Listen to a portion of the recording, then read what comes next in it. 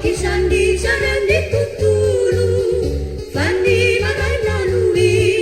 Hepatunga mahamelu bulu Sanitara nisua si mangganualu Numanaya siapuri sigatsikia sekamu Bayarina siane amuntirasa Sibitaw na tsikia Lekehejayasa Sanitara nisua si mangganualu Numanaya siapuri sigatsikia sekamu Bayarina siane amuntirasa Sibitaw na tsikia Lekehejayasa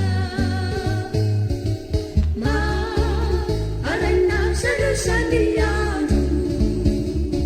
Sinjung nauve Hindi kita na maswalo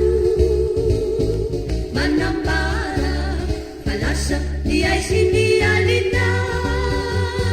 Ni buwari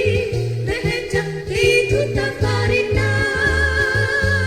Belum-belum na Au kisah di jalan ditutup